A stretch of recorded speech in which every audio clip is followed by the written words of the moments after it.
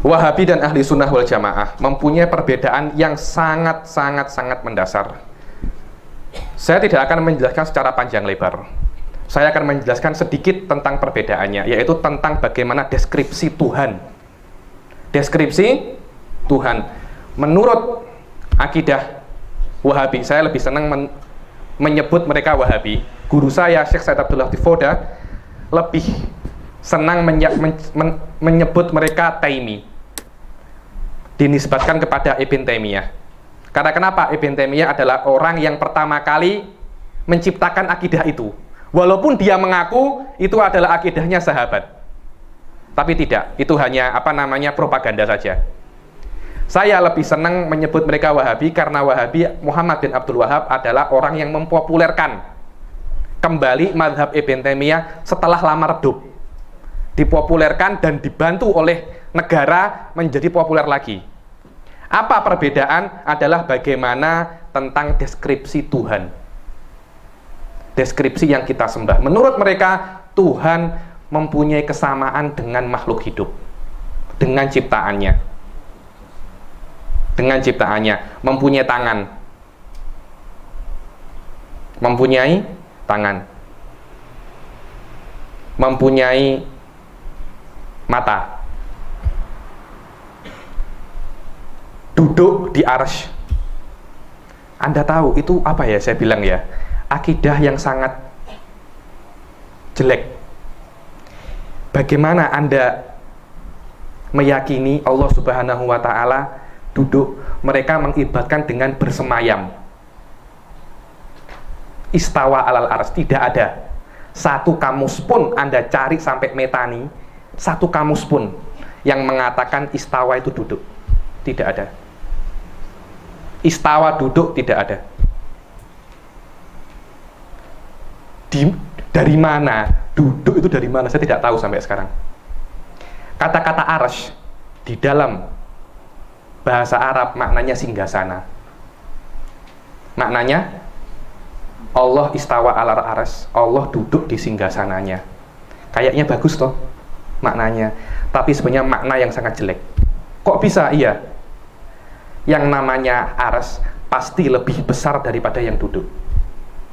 Anda kalau tahu raja-raja, jangankan raja yang besar seperti Raja King Abdullah Malikus Saud, raja kecil seperti Raja Yordania itu kan tidak terlalu besar negaranya, cuma 7 juta saja. Singgasananya itu lebih besar daripada dia.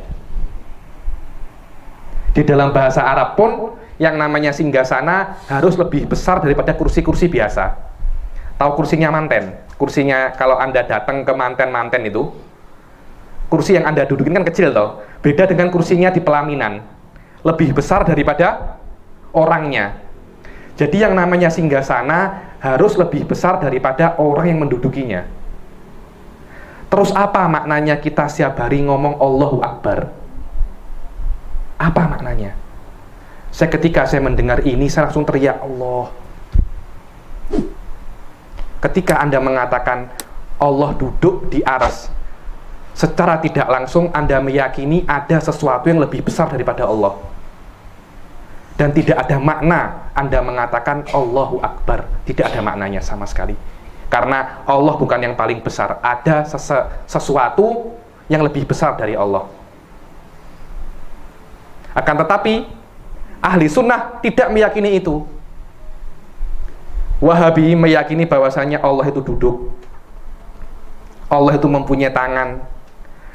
Banyak sekali anggota-anggota tubuh yang dinisbatkan kepada Allah. Menurut mazhab Wahabi, itulah sebenarnya makna kalimat al-asma wa sifat itu, yaitu jangan tertipu dengan kalimat al-asma wa sifat. Makna al-asma wa sifat adalah sifat-sifat dan nama-nama yang dinisbatkan kepada Allah yang ada hubungannya dengan anggota tubuh. Sak, betis, mata, telinga, tangan.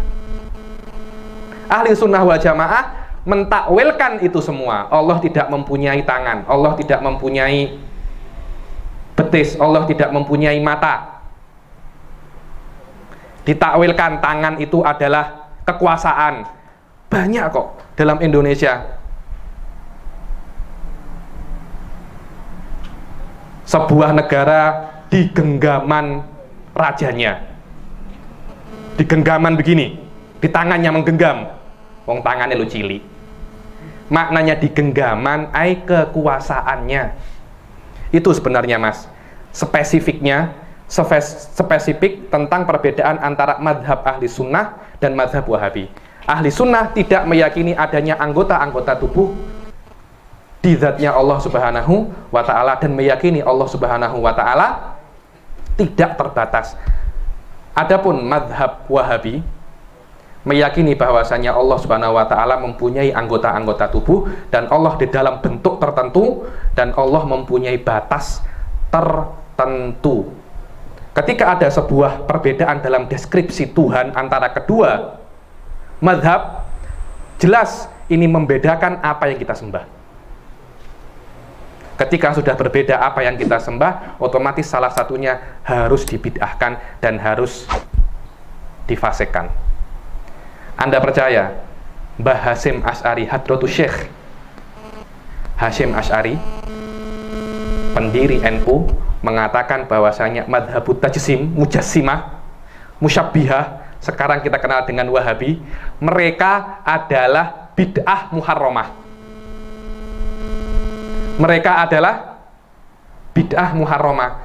Mestinya kualik, bukan mereka membid'ahkan kita, tapi kita yang membid'ahkan mereka.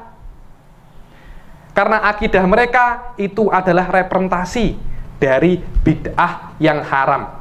Bukan cuma saya yang ngomong, sebelum saya ulama-ulama Indonesia mengatakan. Kalau Anda tidak percaya, cek di halaman pertama kitab